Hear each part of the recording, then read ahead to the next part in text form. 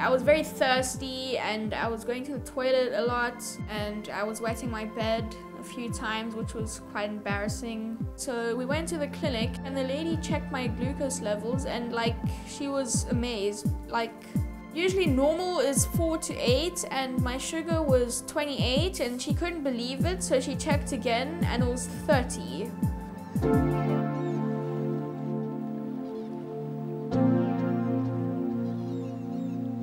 I'm Gabriel Van Wesemael and I'm 12 years old.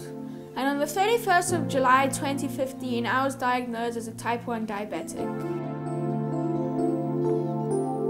I was like extremely sad, like it was a huge shock to me and my sister and my mom and my dad and everybody. It was out of nowhere. I mean, like I'm only 12. I never thought I would have diabetes. Type 1 diabetes is totally random, like anybody can get it, compared to type 2, which is hereditary or diet related. I was at Hospital for 4 to 5 days and they were monitoring my sugar level very often to figure out my insulin dosage. It really sucked because at that time it was my best friend's birthday party, which I had to miss out, and yeah. Food that they fed me at Hospital was like most hospital food, but I didn't really expect that they would give me, like as a diabetic, they would give me that kind of food. They were giving me mashed potatoes and porridge. At the diabetic clinic, they said I can basically eat whatever I want as long as I count my carbs. My sugar levels were going like up and down like a yo-yo and it was a big mess. Everything happened at once because then like a month after that we moved to Holland. And then we went to a whole new diabetic clinic and everything was in Dutch.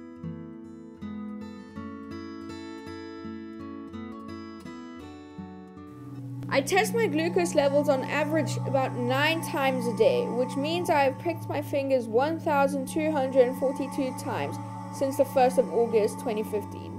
I inject on average 10 units of long-acting insulin every day, which means I have had 1,380 units of long-acting insulin since the 1st of August 2015.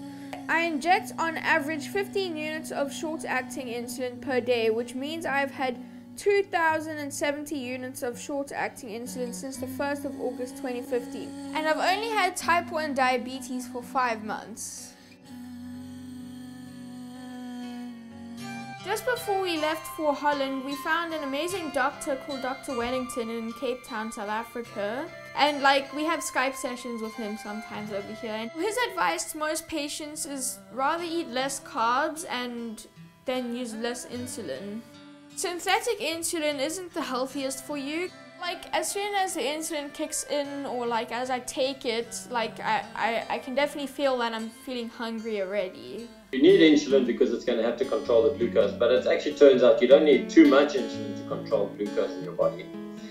The problem with insulin is if you use too much, often it makes you feel quite hungry because your sugars drop quite quickly. Because your sugars drop, then you're going to want to eat, and then when you eat, you'll eat more carbohydrates, your sugars will go up again, and you're going to need more insulin. So we're trying to reduce the swings. Most foods will produce a little bit of a glucose response because your body is producing glucose all the time. But the foods that produce a lot of glucose are obviously the carbohydrate foods. So the diet that I prescribe for most of my patients now is a low carb diet. Get your carbohydrate intake to between 25 and 50 grams a day. At the diabetic clinics, the dietitians recommended that I must just count my carbs and take insulin, and I could just carry on eating how I used to eat. The problem with that is that the more carbs you take, the more variability there is. So you can't know how much you're taking. And then you give a lot of insulin, and sometimes it works too much, and sometimes it doesn't work well at all. That's a problem. So you have big swings with the carbohydrates causing high sugars, and then you try and compensate with insulin, and then you get lows. By cutting down the carbs, you need much less insulin, and therefore your variability improves. The food that I'm eating now on this low carb diet, there's a lot of like things that can replace those foods. Like you can still have like nice food. So I actually feel much better and I don't feel bloated, and yeah, it's much better for your body. We did some research on the internet to see how effective the low carb diet is for diabetics, and we came across these 2 type 1 diabetics who have gotten amazing results. Basically, the advice you is given is just take your medication and do as you did before, which in my world now, 12 years later, is the stupidest and worst thing you can ever tell a diabetic, in my opinion. It's not a perfect solution for stabilizing because you can take too much or too little and all these ups and downs, and there's a lot of stress with it. You have to cope with it. You have to always think about what you eat, how much you eat. It's not a solution. It's just, you know, covering up the real problem here. Today, when, you know, we have all this technology and we have the smarter insulins and, you know, that peak really quickly and, you know, all this stuff, I don't see why we are still given the advice of, you know, yes, it has to be grains to every meal. I mean, it's basically like telling a lactose intolerant person to drink milk. I tried and I failed, and I tried and I failed, and I tried and I failed, following the guidelines that I got from my doctors, because, I mean, they were supposed to know. You just want stable blood sugars and not have to, you know, correct every 3 hours and then eat because you're low and then correct it again because you ate too much, you know, stuff like that. I started really questioning what the advice was that I had been getting for that long, when clearly biologically it doesn't work. Like, it's not even good for a person who can produce insulin to eat too much sugar and carbs. Then why should I, who can't produce any of it, eat 60% carbs with every meal? After we took your advice to follow the low carb diet, my sugars were much more stable and it was much easier to take control of my diabetes. It's really made a huge difference.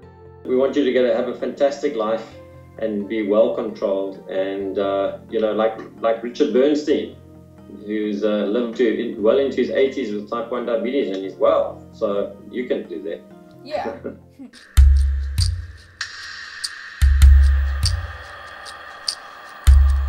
Purpose of Diary of a Diabetic Kid is that I'm trying to get a message out that food is medicine. And I just wish the advice from the diabetic clinics would be to promote the low carb diet, because it's working for me and other people who are on the low carb diet.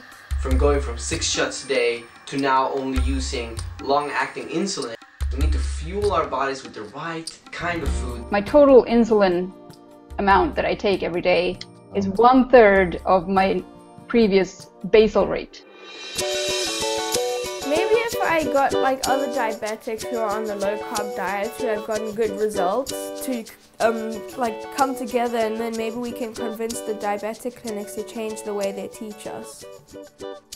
So we started something called Gabriel's Diabetic Kitchen, which is a networking platform to like help people get the resources to start their low carb diets.